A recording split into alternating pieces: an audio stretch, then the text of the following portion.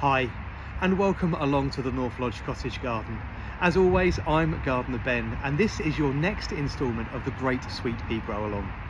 Whether you're growing along in real time at home or whether you're growing along slightly delayed, make sure you save this video for later, just in case you need to refer back to it at another time. As we discussed last week, it's time to start moving your sweet peas on to their next stages. They were sown approximately 5 weeks ago and they're now forming beautiful little solid plants. Today's video is all going to be about feeding and pinching out and starting off the hardening off process. Before we move on to that, I just wanted to show you this tray down at the front. These ones here have gone a little bit yellow, and there could be several reasons for that. They are a little bit on the wet side, so it's possible that I've actually overwatered these ever so slightly. This tray is also right next to the door, so as I've been opening and closing the door to start hardening these down a little bit and just to control the temperature in the greenhouse, it is possible that this tray is caught a little bit of cold. The other option is they may start to get a bit hungry, and today's video is going to be all about feeding and pinching out. Now your sweet peas have actually started generating some true leaves. I'll pick up a pot here for you to have a look at.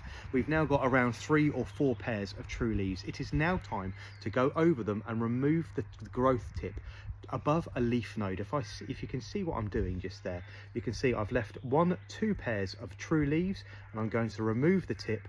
Again, on this one here, 2 pairs of true leaves, I'm going to remove the tip. 2 pairs of true leaves, and I'm removing the growth tip. Oh, I've pulled that one out slightly.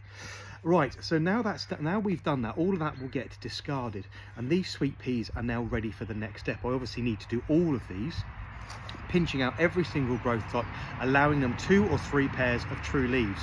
The next stage is then to give them their first feed, and I've had lots and lots of questions both on YouTube and on Instagram over the last week of people suggesting different types of feed, everything from banana peel to stinging nettle feed that you're making at home, juice that you might be getting out of your home compost, diluted, and comfrey feeds. Now all of these are really great alternatives for making up a non-manufactured or non-chemical feeds in your garden.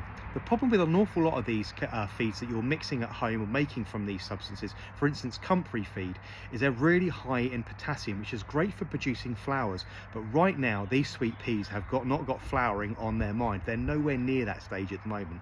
Being a legume, they're after iron, and iron generally comes from seaweed.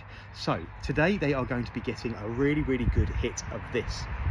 This is sea feed, made from a seaweed extract, 100% organic, 100% natural, derived from seaweed. They're going to be receiving this today. Now it's really difficult at this stage to gauge what this particular plant needs. They do need an iron feed. They're neither in flower, they're neither a fruit, they're not grass, they're not a shrub or a tree or a vegetable. They're actually a growing crop that just needs a little bit of hit. So they're going to be having anywhere between 15 and 30 milliliters of seaweed feed diluted per 10 litres of water. So what I'm going to do is I'm going to hit that right in the middle, and they're going to have 25 millilitres diluted in 10 litres of water, which is approximately 2 gallons. Now the next stage of this gets a little bit complicated, and forgive me for geeking out just a little bit. Foliar feeding, which is the way we're going to be doing this today, is actually where iron is taken in through leaves, stems, and any growth part of the plant that's actually green and soft. Iron can be absorbed all the way across the leaves themselves. So what you want to be doing now is you want to be watering with warm water. Obviously this has been in the greenhouse for a couple of days warming up, as I keep going on and on about. You don't want to be putting cold water onto your seedlings anywhere. So you shouldn't be plunging your watering can into the water butt, taking it out of the water butt and pouring it straight on your seedlings. You should be bringing that up to your growing temperature and leaving that to get to ambient temperature in your greenhouse.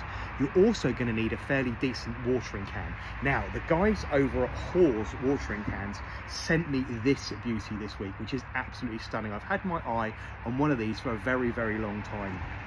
Hawes are one of the world's leading manufacturers of watering cans. This is produced here in the UK, and it is a thing of absolute beauty. But the nicest thing about this, so I'm pulling it off there, is the actual rose on the end.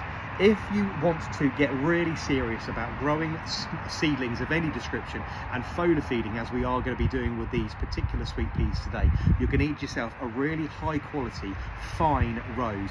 Not many manufacturers make these anymore. These are really, really special. As you can see, it's absolutely beautiful, made of brass. It's absolutely stunning, and this will produce a really, really fine watering when you actually apply this, which means the leaves will get really, really doused, completely covered in water, and be able to absorb the seaweed we're just going to put on it. So treat yourself wherever possible to a really, really good watering can. One of these is going to last you years and years and years if you look after it. You can see me stroking it. It's just absolutely beautiful. It's a lovely thing to handle. But this is a really lovely 2-gallon watering can, and this is full up, so this is going to be having approximately 25 millilitres. So I say it's difficult to gauge this.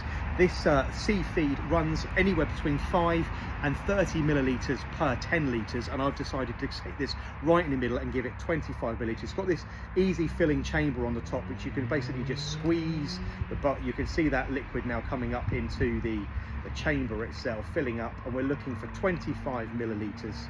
Bubble, bubble, bubble, bubble. There we go, absolutely perfect. We're going to dispense that straight into the watering can. Make sure that you give this a really good shake before you dispense this. I know I didn't do that, but I did this on the way to filming this video, getting myself up. So make sure you give it a really, really good shake. And this is a really, really good, fully organic seaweed feed. And you're then going to need to mix that up a little bit with a little bit, also always a basic man, a little bit of bamboo cane to hand. So you want to make sure that you're giving that a really, really good stir. So most important thing with this is the water is not cold. I know we're outside now. What we don't want to do is throw cold water all over these. And with this really, really nice fine rose on this horse watering can, we're going to give them a really, really good drenching. This is not really about wetting the compost. This is about getting the seedlings wet and covered in this sea feed with all rich in iron and decent nutrients for them to get away once you've pinched out that growth tip. Right, give them a really, really good drench. All of the sweet peas are going to get a really good feed today. There we go, beautiful. Put that down and put to one side. The weather here in the UK is now changed. I mean, I know everybody's been talking about the fact that it feels like spring, but spring is not here just yet. You'll hear me start talking about late winter in the first week of March, but really spring doesn't arrive with us for at least another 3 or 4 weeks just yet, and that weather is now going to turn and be really, really cold. I had planned to move these into the cold frame, but if you're following along in real time, that's not something I'm going to advise you do over the next 7 days. Continue to monitor your daytime temperatures and open and close your greenhouse accordingly, but the next 7 days here in the UK are forecast to be turbulent, and we could have some bitter cold and even some snow across the north and the northeast of the country. I mean, down here in the south, it's still going to be a bit of a change. Today's temperature is struggling to get above 6 or 7 when it has been into the mid and high teens over the last 10 days or so. So I'm going to continue pinching out all of the tips of these. All the other trays are going to come out of the greenhouse. They're all going to have a lovely sea feed, foliar feed, using that lovely horse watering can. Going to give them a really, really good drench once the top tips have been pinched out, and I'm going to pop them back into the greenhouse. We're going to slow the process down just a little bit over the next week, because what we don't want to do is we don't want to pinch these out, give them a really good feed, and then put them into a cold frame with no heating and put them into shock. So we're going to hang back for the next week. Anyway, I hope you've enjoyed today's tutorial. Again, if you always have any questions, you know how to reach me. You can either leave me a comment on YouTube or on Instagram or Facebook, and I will always come back to you. I hope you have a wonderful week. I will see you all again soon. Take care now. Bye bye.